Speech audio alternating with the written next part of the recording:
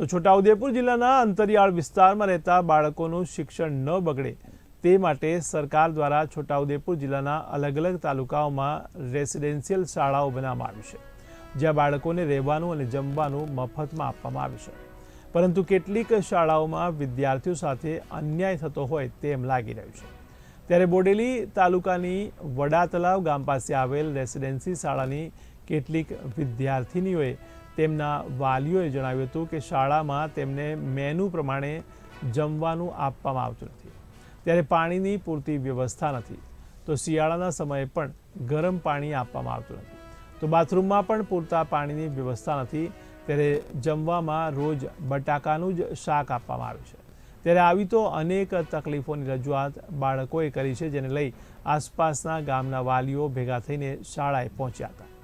જોકે સ્કૂલમાં પ્રવેશવા માટેની તેમને મંજૂરી આપવામાં આવી ન હતી. ત્યારે કલાકો બાદ કેટલાક વાલીઓને સ્કૂલમાં બોલાવ્યા, પણ તેમણે રજૂઆત યોગ્ય રીતે સાંભળવામાં આવી ન હતી.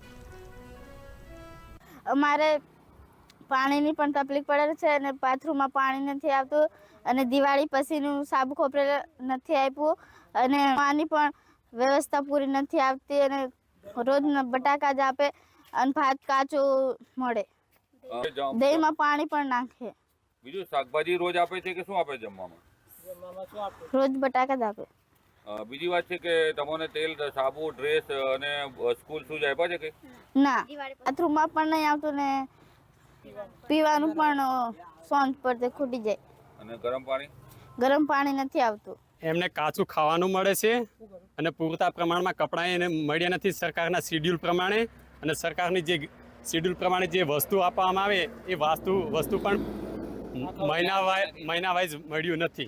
એ લોકો એવું કીધું કે અમે છે ને થોડા દિવસમાં જે હાલમાં ભણતી કોશિશ કરશું. એવું પાણી એવું છે સાહેબ કે હવે 11 વાગ્યે સ્કૂલ ચાલુ થાય, બરાબર, 10-11 વાગ્યે, તો એકે બોટલ એક ધોરણની અંદર એલું મૂકવામાં આવે. હવે એમાં 47-48 બાળકીઓ હોય, એમને પૂરતું પ્રમાણે પીવાનું પાણી મળતું નથી. અત્યારે અમે અંદર ગયા, તપાસ કરી તો બોટલો ખાલી.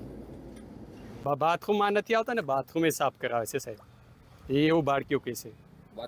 હા, અમને એવું કહે છે કે ખાવાનામાં તકલીફ છે, પાણીમાં તકલીફ છે, એવું કહે છે છોકરીઓ ઘરે આવીને. તો અમે અહીં કહીએ તો કે સારું જ છે બધું, એવું કહે છે. એટલે શું તકલીફ છે બાળકીઓને? એમને દૂધ મેં, પાણી મેં, બધામાં જ તકલીફ છે, કોઈ મેં સારું જ નથી. તમે કલાકોથી તમારી દીકરીને મળવા બેઠા તો ના પાડે છે. ના, નથી, અમને નથી મળવાનું.